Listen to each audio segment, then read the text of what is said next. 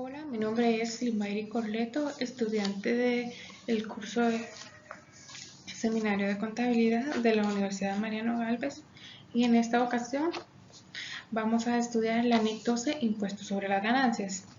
El objetivo de esta norma es describir el tratamiento contable del impuesto a las ganancias. El principal problema al contabilizar el impuesto a las ganancias es cómo tratar las consecuencias actuales y futuras de A. La recuperación o liquidación en el futuro del importe en libros de los activos y pasivos que se han reconocido en el estado de situación financiera de la entidad, y B. Las transacciones y otros sucesos del periodo corriente que han sido objeto de reconocimiento en los estados financieros tras el reconocimiento por parte de la entidad que informa de cualquier activo o pasivo. Alcance. Esta norma dice que para los propósitos de la misma, el término impuesto a las ganancias incluye todos los impuestos, ya sean nacionales o extranjeros, que se relacionan con las ganancias sujetas a imposición. El impuesto a las ganancias incluye también otros tributos, tales como las retenciones sobre dividendos que se pagan por parte de una entidad subsidiaria asociada o acuerdo conjunto sobre las disposiciones de la entidad que informa. Esta norma también aborda el reconocimiento de activos por impuestos diferidos que aparecen ligados a pérdidas y créditos fiscales no utilizados, así como la presentación del impuesto a las ganancias en los estados financieros, incluyendo la información a revelar sobre los mismos. Las definiciones que esta NIC nos da son: ganancia contable es la ganancia neta o la pérdida neta del periodo antes de deducir el gasto por el impuesto a las ganancias.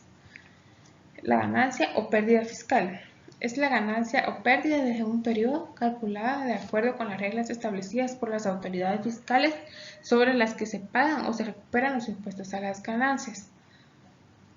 El gasto o ingreso por el impuesto a las ganancias es el importe total que por este concepto se incluye al determinar la ganancia o pérdida neta del periodo, conteniendo tanto el impuesto corriente como el diferido.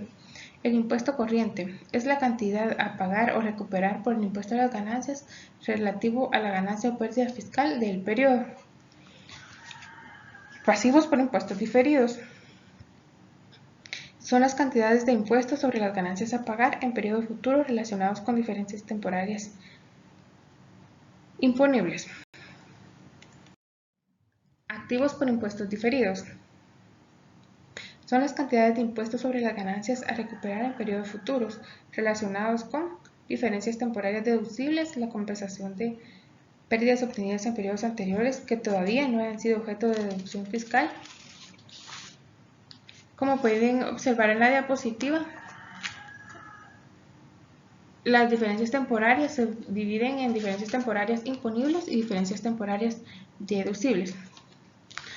Las diferencias temporarias imponibles son aquellas diferencias temporarias que dan lugar a cantidades imponibles al determinar la ganancia o pérdida fiscal correspondiente a periodos futuros, cuando el importe en libros del activo sea recuperado o el pasivo sea liquidado. Diferencias temporarias deducibles son aquellas diferencias temporarias que dan lugar a cantidades que son deducibles al determinar la ganancia o pérdida fiscal correspondiente a periodos futuros, cuando el importe en libros del activo sea recuperado o el pasivo sea liquidado. La base fiscal de un activo o un pasivo es el importe atribuido para fines fiscales a dicho activo o pasivo.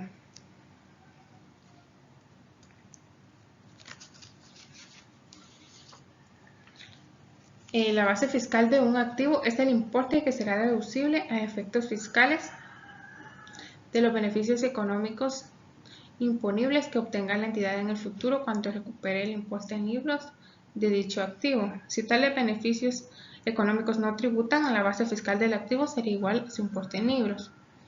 La base fiscal de un pasivo es igual a su importe en libros menos cualquier importe que eventualmente sea deducible fiscalmente respecto de tal partida en periodos futuros, en el caso de ingresos de actividades ordinarias que se reciben de forma anticipada. La base fiscal del pasivo correspondiente es importe en libros menos cualquier eventual importe de ingresos de actividades ordinarias que no resulte imponible en periodos futuros. Ejemplo de pasivos corrientes serían las deudas provenientes de gastos acumulados y los intereses cobrados por anticipado.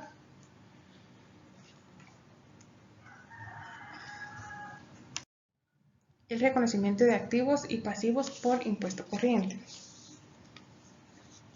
El impuesto corriente corresponde al periodo presente y a los anteriores.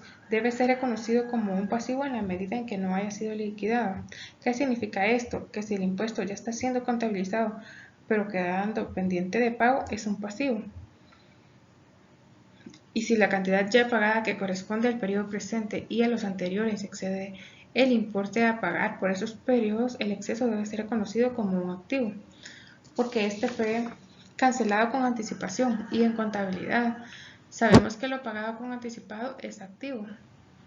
El importe a cobrar correspondiente a una pérdida fiscal, si esta puede ser retrotraída para recuperar las cuotas corrientes satisfechas en periodos anteriores, debe ser reconocida como un activo. O sea que si nosotros, por ejemplo, ante la SAT tenemos un crédito fiscal, este crédito fiscal se debe reconocer como un activo porque nosotros esperamos recuperarlo en el futuro.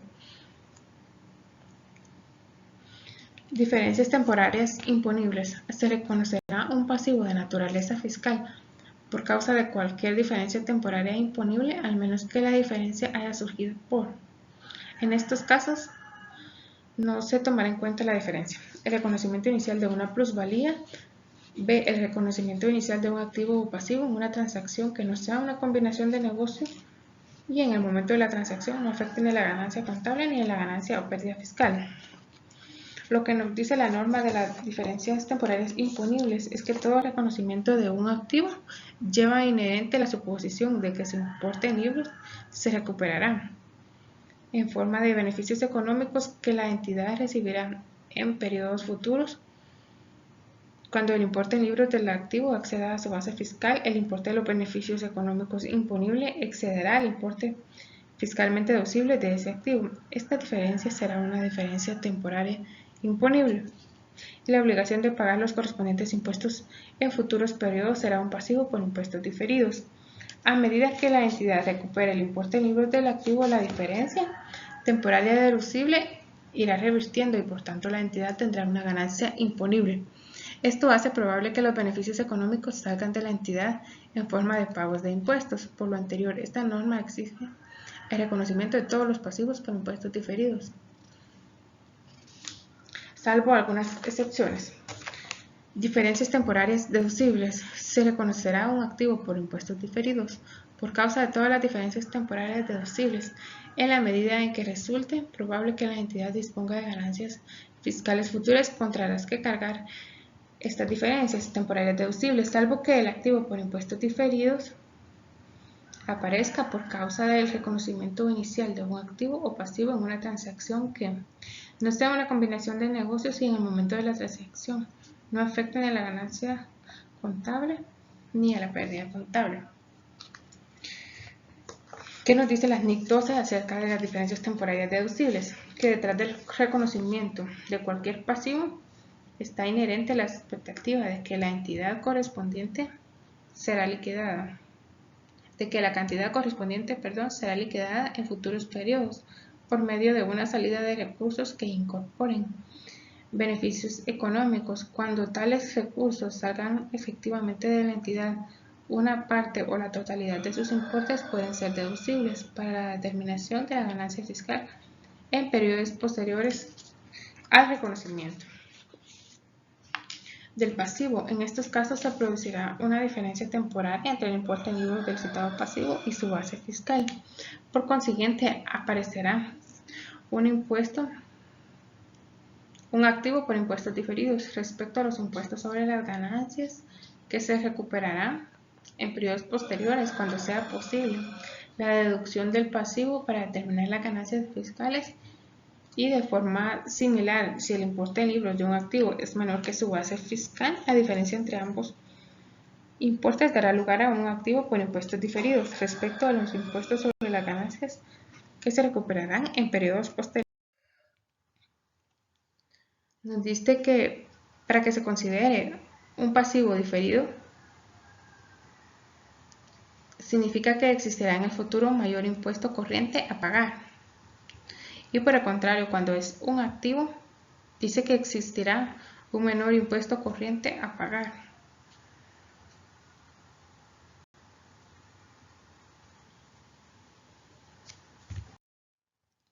Continuando, la norma nos habla de pérdidas y créditos fiscales no utilizados que debe reconocerse a un activo por impuestos diferidos siempre que se puedan compensar con ganancias fiscales de periodos posteriores, pérdidas o créditos fiscales no utilizados, que la ganancia impositiva futura estará disponible contra las que puedan utilizarse las pérdidas fiscales no utilizadas y los créditos fiscales no utilizadas. Reconsideración de impuestos por activos diferidos.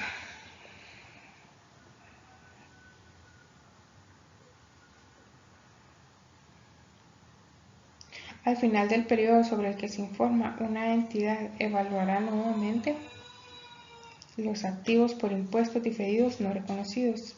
En ese momento, la entidad procederá a registrar un activo de esa naturaleza anteriormente reconocido siempre que sea probable que las futuras ganancias fiscales permitan la recuperación del activo por impuestos diferidos. Por ejemplo, una mejora en el desarrollo de las ventas.